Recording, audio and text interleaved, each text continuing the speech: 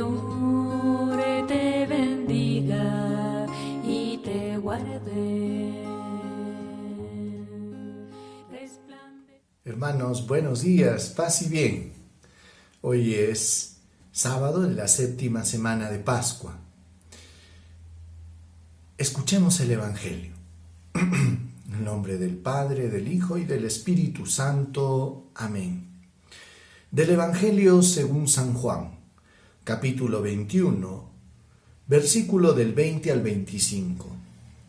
En aquel tiempo Pedro, volviéndose, vio que lo seguía el discípulo a quien Jesús tanto amaba, el mismo que en la cena se había apoyado en su pecho y le había preguntado: Señor, ¿quién es el que te va a entregar? Al verlo, Pedro dice a Jesús: Señor, ¿y este qué?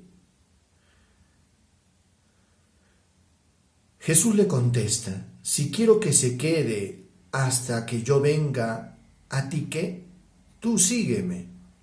Entonces se empezó a correr entre los hermanos el rumor de que este discípulo no moriría. Pero no le dijo Jesús que no moriría, sino: si quiero que se quede hasta que yo venga, ¿a ti qué?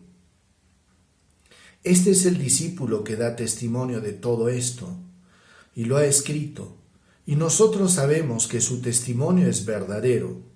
Muchas otras cosas hizo Jesús. Si se escribieran una por una, pienso que los libros no cabrían ni en todo el mundo. Palabra del Señor. Gloria a ti, Señor Jesús. Hermanos, estamos continuando el capítulo 21 del Evangelio de según San Juan. Y recordemos pues de que esta es una de las escenas de las apariciones de Jesús.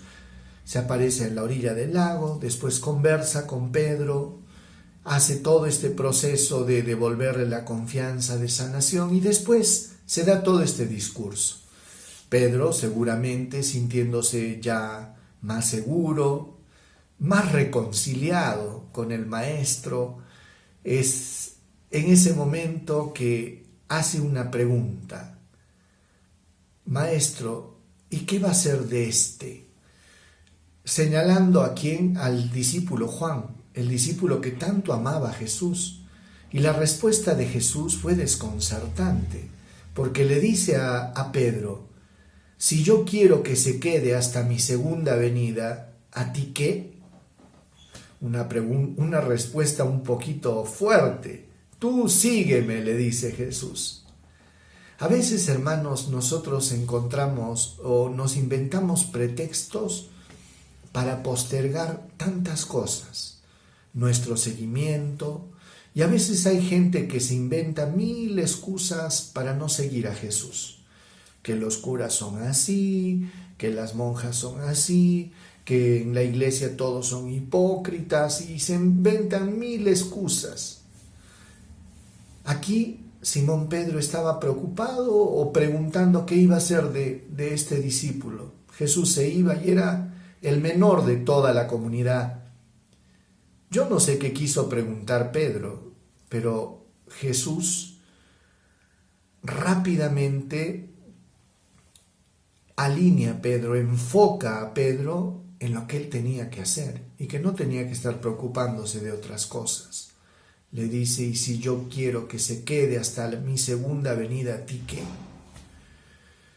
Entonces, hermanos, hay algo que nosotros nunca debemos postergar, y es que la llamada de Dios implica una respuesta personal.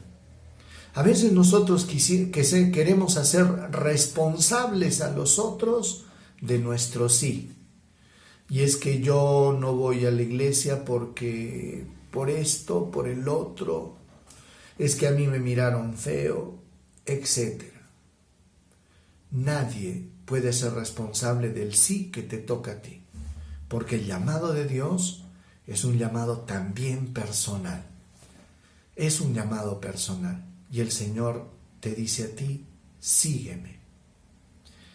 Fíjense que esta respuesta que había dado Jesús dice que causó un impacto entre la comunidad, entre los hermanos, Y algunos pensaban pues de que Juan no iba a morir hasta la segunda llegada de Jesús. Tal es así que después, estando él prisionero en la isla de Patmos, desterrado, cuentan pues una tradición que en una oportunidad quisieron